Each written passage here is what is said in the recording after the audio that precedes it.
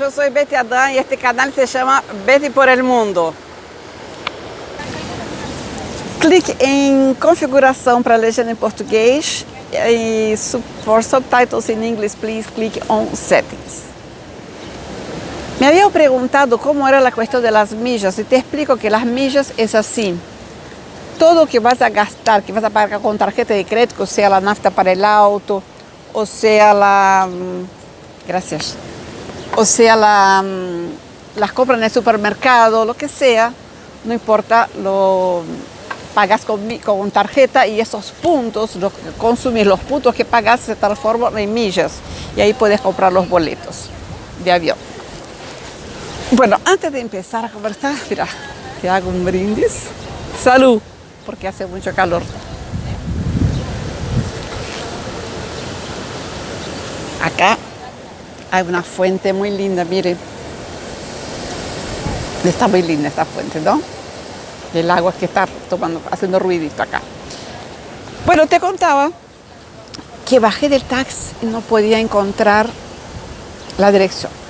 Empecé a quedarme un poco desesperada porque yo ya estaba perdiendo el horario de reserva del hotel. Entonces dije, ¿qué hago? Y la gente no conocía a esta señora que yo buscaba hasta que una señora me dijo, busca por aquel señor porque conoce toda la gente del barrio. Y eso lo hice. Y cuando yo lo busqué, él dijo, no la conozco, pero te voy a llevar a un muchacho que hospeda turistas. Fui con él y no van a imaginarse. Yo soy protegida por Dios. ¿Sabe qué? Era el chico.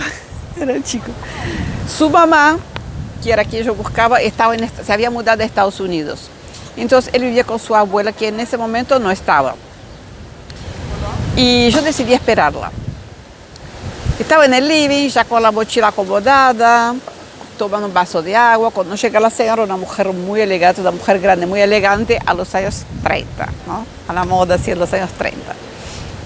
Primero me dijo que yo no podía estar, que no podía hospedarme porque el departamento donde había estado las belgas estaba ya alquilado, estaba ocupado.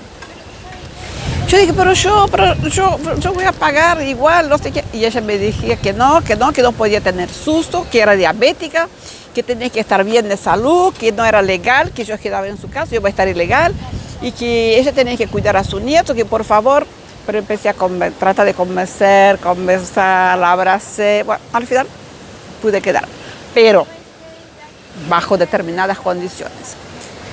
Primero, que yo tenía que guardar todas las cosas dentro de la mochila cuando saliera, porque a cualquier momento podía llegar fiscales, ¿no? Entonces todos los días yo tenía que poner todas las cosas dentro de la mochila, incluso la neceser, las cosas del baño, guardar la mochila en su placar y ella ponía las cosas por encima para que no se viera. No había rastros de que hubiera alguien en su casa. Segundo, no podía decir a nadie, ni a un vecino, que yo estaba en su casa. Si alguien se cruzara por cualquier cosa, yo sería una amiga de la familia. Está bien, no hay ningún problema. Su nieto iba a acompañarme siempre. Ella decía que era peligroso salir sola, que yo tenía que prestar atención por la billetera donde estaba, porque la gente, en el ómnibus, del autobús, yo entraba que la gente me iba a tratar de sacar la billetera, entonces por eso su nieto iba a ir conmigo. Yo en realidad creo que ella quisiera estar segura que yo no iba a decir a nadie eso. Bueno, ella pasó a dormir en el cuarto de su nieto y yo en su cuarto. En el baño había una palangana con dos tortuguitas asquerosas, una palangana de plástico con dos tortuguitas horribles ahí, asquerosas en el baño. Y en el cuarto del chico había un perrito atado, todo el día quedaba el perrito atado. Bueno, y el papel higiénico guardaba en mi cuarto. O sea, cuando tú querrías usar algo, ir al baño, tenías que pasar por mi cuarto, agarrar la cantidad de papel higiénico que creías que ibas a usar y ya está. Son costumbres, ¿no? Yo digo siempre que hay costumbres diferentes de comida, de gestos, actitudes, personas. No hay mejor ni peor. Es diferente, nada más que es diferente. Es nada más que eso. Bueno, pero antes de empezar a contarte cómo estaba Cuba cuando yo llegué, era en 2002. sin internet, ¿eh? Había muy pocos puestos de internet. Te cuento que cómo estaba en ese momento. 1980 y algo, Cuba ya empezaba a sufrir falta de abastecimiento, sea de comida, de materiales, de un montón de cosas. En 1989 cae el muro de Berlín. En 1991, Unión Soviética se disuelve, se vuelve Rusia, ¿no? Pasa a ser Rusia. Y con eso disminuye drásticamente toda la exportación con Cuba. Escuche las campanas, qué linda, ¿no? Cuba sufre entonces, hay una pérdida de 5.000 millones de dólares anuales. En 93 hay una recesión muy fuerte, Cuba pierde el 80% del comercio, la gente se empieza a estar muy preocupada, no hay trabajo, empieza a emigrar. Salen de Cuba, 80% de la gente que sale va a Estados Unidos. Después hay un poquitito en España y menos todavía que se va a Italia. En 95, bueno, esa exportación era sobre todo azúcar, que era lo fuerte, no había tabaco y café, pero azúcar sobre todo. Y en 95 ellos empiezan a darse cuenta que el turismo genera mucho más ingreso que el azúcar. La gente que se fue también en 93 empieza a hacer remesa para sus familiares, entonces Cuba empieza a mejorar un poquito.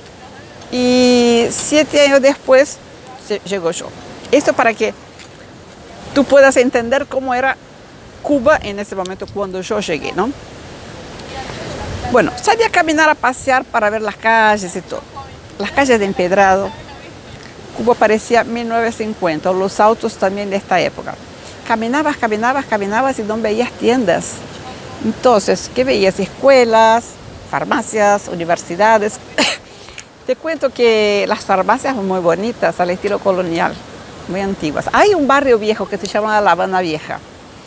Y las tiendas solamente la parte para los turistas. ¿Sabes que cuando miras televisión no hay publicidad? No, porque ¿qué vas a comprar? ¿A dónde vas a comprar? ¿Con qué plata vas a comprar? Entonces, yo asistí, me acuerdo, un programa cómico argentino y vi una obra de Maupassant, una obra literaria muy buena. Y el intervalo de una cosa para la otra, ellos anuncian libros, por ahí nuevos, libros que están, anuncian show de música, incluso fui a uno, no solamente con la sinfónica, con la orquesta sinfónica, pero había música brasileña, había, bueno, salsa, merengue. Ellos amanecen el día y ya amanecen cantando. Es impresionante ver la buena onda, ¿no? El buen humor de ellos. Bueno, pero yo te contaba, entonces vas caminando por las calles y ves o librerías de libros usados, tiendas, ¿no? De libros usados, así. Ves escuelas, las escuelas son con las ventanas abiertas donde estudian los niños. Y lo ves, son casas, pero con los niños estudiando. Y sabes que van a la plaza para hacer educación física, para hacer gimnasia, van a las plazas. La Universidad de Carreras Humanas es muy bonita, muy linda. Está sobre una loma así, con un césped muy lindo, y ves el mar allá en el fondo. Oh, es una pasada, como dice, ¿no? Muy bonito. Lástima es que hay tanques de guerra. Había tanques de guerra en esa época esparramados por toda Habana. En las calles hay muchas fortalezas. A donde vas de miras así, había tanques de guerra. El hospital ortopédico y la facultad de biología también muy bonita, una arquitectura muy bonita. Fui a algunos museos, Museo de Armas, un palacio de cerámica, de artesanía, ¿no? Pero el trabajo hecho en arcilla que imitaba el hierro, madre mía, una pasada. Muy, muy bonito, muy bonito. Tú miras y sos capaz de jurar que es hierro. Es hierro. Fui también a ómnibus, no se podía andar porque el ómnibus lo llamaban camello. Era la frente de un camión y después varios, como si fueran vagones, pero de ómnibus, así como para 100 personas. Pero había 1.500 allá adentro. En serio digo, 1.500 personas. ¿Qué sé yo? Y no pude entrar, ¿no? Eso era muy difícil. Después había ómnibus escolares color naranja que dice Écolier, ¿no? Como los ómnibus de Francia.